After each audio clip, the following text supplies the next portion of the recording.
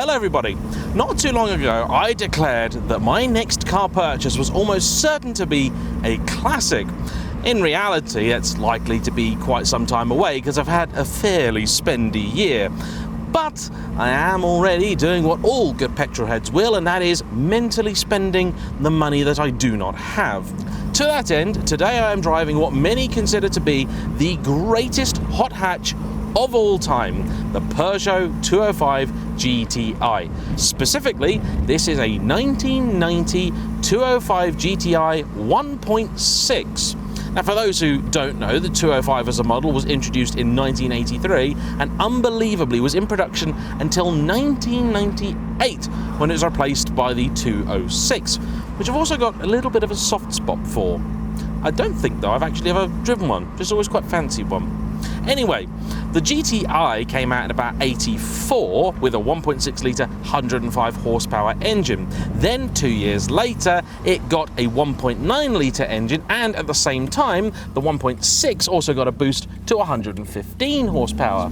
Now perhaps it's because I'm looking at this from a modern perspective, but having two cars with just 15 horsepower between them on sale doesn't really seem to make much sense. But I suppose back in the 80s 15 horsepower was quite a bit, and I would invite anybody who knows these models well to tell me if there was other reasons for why Peugeot sold those two models concurrently.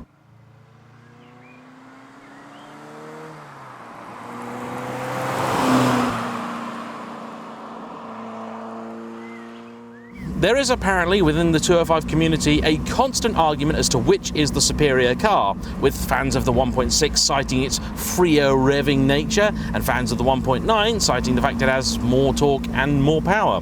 I have driven very briefly a 1.9 courtesy of my friend Jack at number 27. He had Pepe the Pug, which met an unfortunate end when somebody did a hit and run on it. Now that car did definitely feel a little bit torquier than this.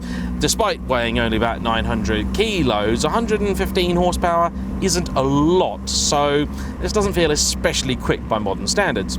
However, you can still have a lot of fun with it, and as a hatchback in general, it's actually quite a good thing. You could technically daily a car like this, but I suspect most people wouldn't. However, you are somewhat likely to maybe want to take it to a show, maybe go camping for the weekend, go away on a short break, and for those kind of things it's actually very well suited because you've got reasonable amount of space, despite being absolutely tiny. I mean, I am sort of wedged into this thing. You could get 4 people in here at a push, or 2 people with quite a bit of luggage. The boot's a reasonable size, and because the car is so small, you can park it pretty much anywhere you like. Now we're in a better national speed limit. Let's see what the 205 is supposedly all about.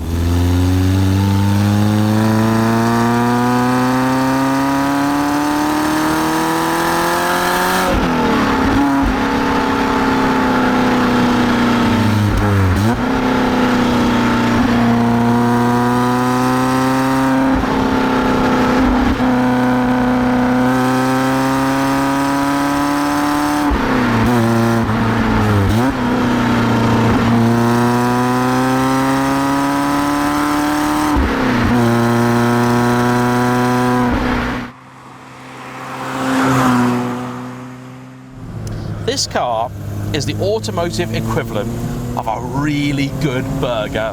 It's not fancy, it's not clever, it's quite simple, but when done right, absolutely brilliant. If you've got even an ounce of petrol in your veins, this thing is so much fun.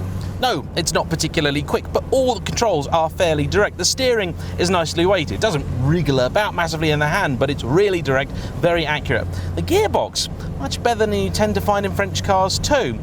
It needs a lot of revs, which is absolutely fine, and you never really go that fast, but it makes that kind of classic noise. And when you do get things like great big cranes driving down the wrong side of the road, you're slightly less terrified because you've got a chance of getting past them anyway. Engine responds absolutely instantly, really keen to rev. You can place the car so easily, get the wind in your hair courtesy of this kind of funky sunroof that just slides back. It's comfortable too, rides really nicely on these little pepper pot alloys. Grip level is actually surprisingly good too, and I'm only just about doing the national speed limit now, and I don't care, I'm having a whale of a time. On the motorway, this thing's absolutely awful because you're doing about 3,500 RPM at an indicated 70, which means you're probably not even doing a whole 70. So it's not really very enjoyable. But that means you're encouraged to take the long way wherever you're going. And this is a very, very fun way to go the long way.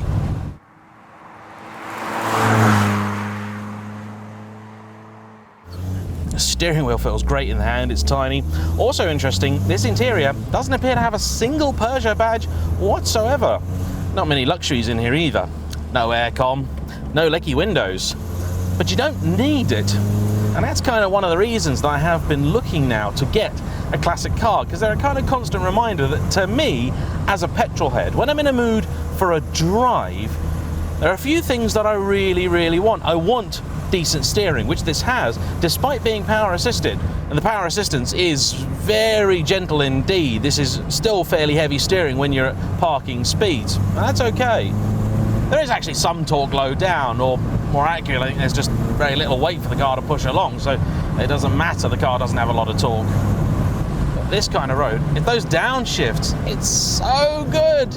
Pop it around a corner like that, put your foot down, max the revs, go for the next gear, corner coming up, brake, heel toe, rev match through. This is driving pleasure. If I was currently in a McLaren Senna, I would be having an absolute nightmare of a time. Peugeot 205 GTI, absolutely wonderful. It is no surprise that my friend Ben, who's loaned me this car, is really, really in love with it. And he in fact has both 1.6 and 1.9. The 1.6 is his favourite. And if you want to see more pictures of this and his many other cars, please do give his Instagram a follow. That's up here, and I'll put the link in the description down below too. Fuel economy is okay, it's sort of 30-something to the gallon most of the time, and prices of these have gone up, but they are still somewhat attainable. We did a quick lick of the finger and stick it in the air earlier, and we reckoned you'd be paying between about £10,000 to £20,000 for one of these.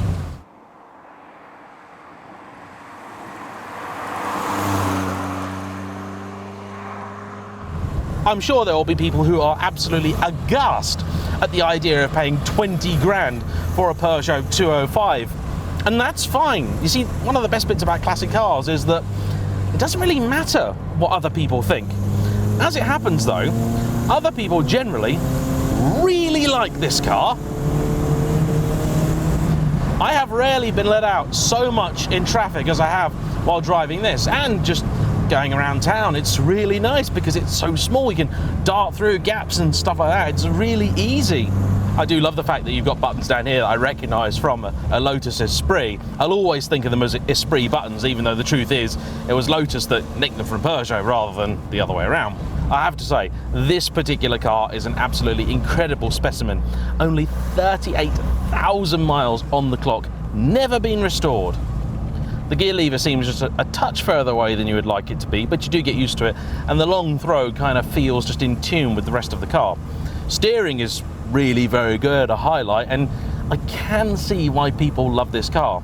Now, I'd be lying if I said that I was absolutely, completely blown away by it in the same way that I was, say, the VW Club Sport S, but the more and more I drive this, the more it gets under your skin. I don't think it's the car for me because I don't like the looks of it. It's just not something that I'm interested in. I'm not really much of a hot hatch person in general. I've got no sort of nostalgia for these, and so it's just not the right thing. But that's fine, that's kind of part of the appeal. For the people that are interested in buying one though, whether you've had one before or always wondered about it, I would say do it now. I don't think prices are going to go up by that much. They're going to be kept down by the fact that Peugeot made about 5 million 205s. Not GTIs, of course, but all round they made quite a few cars. That is helpful if you're looking for a classic that's going to be reasonable to run, because it means that spares are going to be easy to find and reasonably priced. Let's have ourselves a little bit more of that lovely noise, shall we?